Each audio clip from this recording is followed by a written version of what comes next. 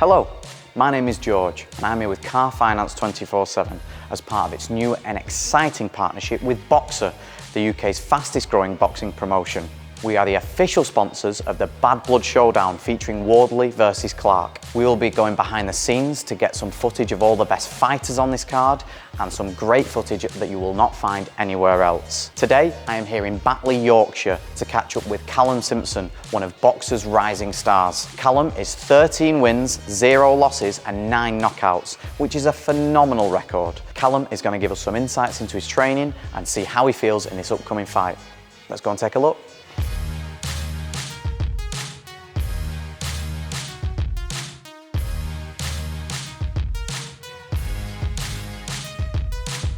Callum Simpson, I'm 27 years old. I'm a professional boxer from Barnsley, South Yorkshire. My record's 13-0 with 9 knockouts, 5 in the first round. I'm the current WBA super middleweight continental champion. I'm signed with Boxer, Sky Sports, and we're going to the top. So when did training actually start for this fight?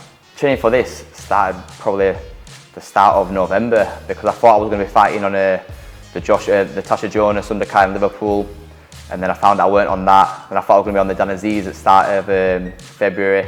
I weren't on that. Then I got told end of Feb, then start of March again, and it's been pushed back to the 31st of March now. So yes, I've been in camp pretty much since November last year, so it's been a long, grueling camp. How do you find a typical training week now, obviously, potentially prior to this week, because I assume this is sort of a last final full week. Yeah.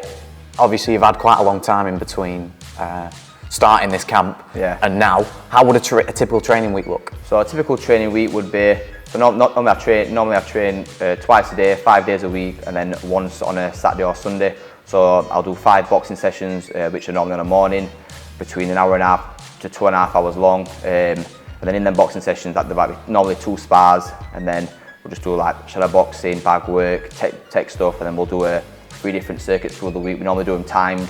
So like for example today, Mark was counting how many reps on different exercises that I'll do timed circuits or ladder work, I'll do different stuff.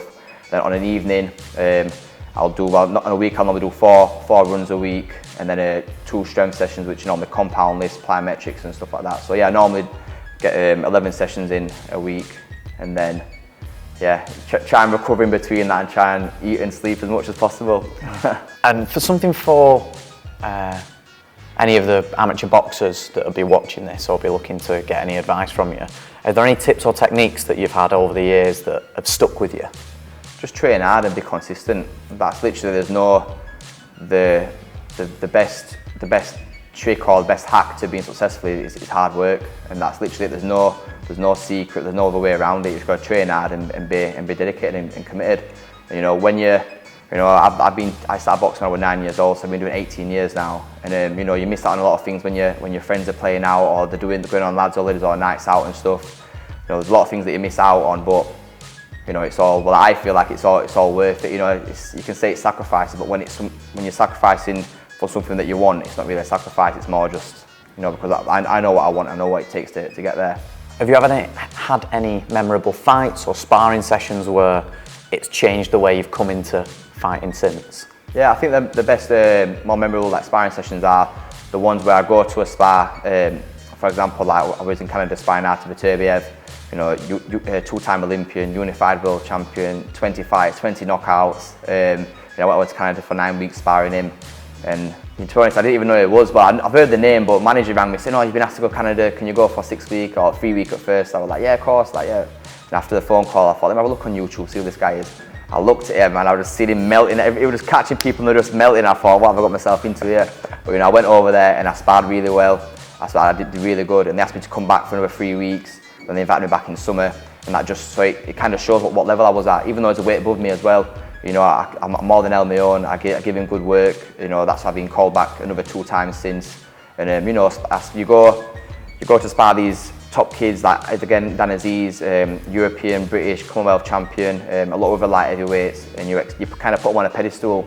And then when I get in there and spar, I'm like, oh, actually, I'm better than these guys. I actually am good. And it kind of just, so I know what level I'm at and what level I can get to. It's just a case of keep on winning and keep on working hard, and I know I'll get there. And If you've been fighting for such a long period of time in weight classes higher than you, how does then it feel when you then suddenly jump back to fighting someone in your weight class?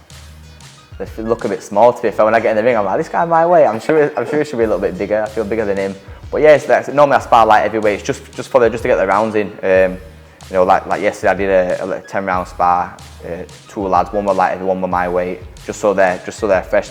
We try and make it as hard for me as possible. Normally we'll use 3 lads. So like yesterday, I stayed in for 10 rounds. They did 6 and 4. Or normally they'll do 3, 3, 4. Just so they're fresh and I'm more fatigued, and just makes it more difficult for myself. So when it comes to fight night, normally I'm used to a fresh guy getting in, but he's already done 6 rounds and he'll be more fatigued than me. Ideally, anyway, that's how I want it to be. But yeah, we just try and mix sparring up, and when it comes to fighting someone my weight, you know, there's no issues at all.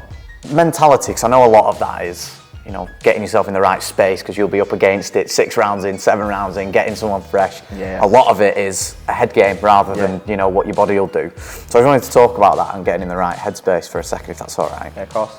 I know a lot of people have experienced nerves and pressure for, you know, fight build-up.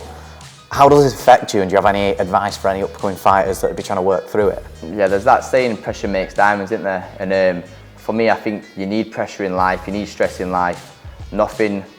Everything that's good comes after going through a stressful situation or something that's high pressure situation.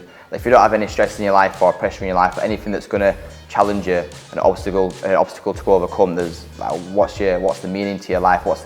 Everything positive comes off of the back of going through some kind of struggle, and that's why I try to make training as hard as possible for me. And like again with the sparring partners, knowing that I've got 2, 3 fresh lads that are there ready to, you know, because they come to spar, they want to, you know, I'm getting a bit of a name for myself now with Boxer Sky Sports. They've come with a bit of an ego and they want to try and do well against me. So, you know, after I've done 4 rounds, get another fresh kid in, another 4 rounds, get another fresh lad in. You know, they're trying to, I've already done God knows how many rounds, and they're trying to come in fresh and take my head off. So you've got to put with that pressure and, you know, stick on it. But again, when I spar Beterbiev, there's no one that puts pressure on you like him. And you know, you've got to put yourself in them challenging situations to overcome that. And when I was sparring him, I used to ask to get in first, because that was when obviously he was at his freshest. And I said, oh, can I get in first? So I've got him where he's fresh. I don't want him after 6 rounds or 7 rounds when he starts. To be fair, he didn't really fade anyway. He was still as strong as the end. But you know, I always try and make whatever it is that I do as hard as possible for myself. I know you've been quoted in other interviews before talking about Ben Whittaker. Yeah. That you'd be interested in fighting him. Is he who you've got your sights on, or have you got any sights on any other boxers that you'd like to have a go Yeah, at? I definitely want to fight Ben Whittaker. You know, he's got a bit of a name for himself again. Big amateur background, big Olympic background. Sky and boxer paying him too much, and I want a bit of that. But yeah, he's a good boxer. But I believe he's got a lot of hype behind him. And I've been telling Ben Shalom since I signed with him that I'll take that fight anytime. But I don't know if it's going to happen anytime soon. I think it's a fight that's going to be potentially could be a big fight in the future. You know, I'll do my thing, he'll do his thing, and then hopefully we can meet in the future. But ideally, I'll fight him tomorrow. I'm not bothered. You know, I can fight him anytime. And Boxer and Sky know that. But you know, they've invested a lot of money into him. They're trying to build him. They're trying to build me as well. So, but yeah, I think in the future that'll be a big fight. So let's talk about Zak Chelli for a minute. What are your thoughts on Zak? I know you were in Liverpool at his last fight when he fought Jack Callum. What did you think of his fighting style and how he was? I wasn't too impressed, to be honest. I was sat ringside for that fight. From the first round, I was just there grinning like a Cheshire cat, just watching him, thinking like, whichever one I fight, it's gonna be. I've got the beating of them both. And yeah, you know, he's got the same style. Every fight's the same. You know, he's got a lot of good aspects to himself. He's strong, he's fit, his game. You know, he's a come forward fighter. You know, he's got a lot of heart, but I think technically he's not great, and he's got a lot of flaws. And I think anything he can do, I can do better, a lot better. I know Zak has been beaten by another great fighter, Mark Jeffers, who I believe you're aware of, and who's another Northwest fighter.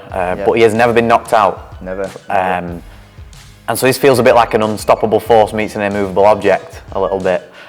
Is he aimed to get the knockout here? Because I know you've got such a great record of knockouts, or have you had to change that plan a little bit for this? Yeah, I think the aim's to win. You know, obviously I'd love to knock every single person out, but you know, it doesn't always come. Like ideally, you know, I want to win all my fights by knockout. But you know, obviously I've spoke to my team, and there's been a few fights, like the boys Crichton fight in Manchester. I was a little bit too eager to try and knock him out, and I wasn't setting my shots up right. I was rushing in.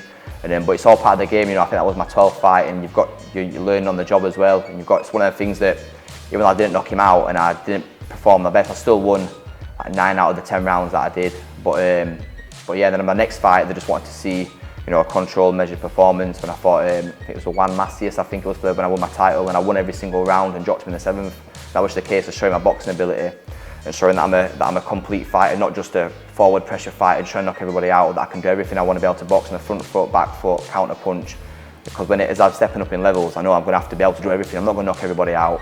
I need to be able to, if I try knocking someone out and they're still there after the 6th round, they need to know that I can still box as well. But yeah, ideally I'll be knocking him out, but we'll see. And I know you're set to fight for a belt after this. Yeah. Does that cloud your judgment, or does that make it harder to focus on the current fight at hand when you know you've got, you know, a big attainable goal straight after it? How does that work? Yeah, so I'll be fighting Zak Chelli in the summer for the British and Commonwealth titles.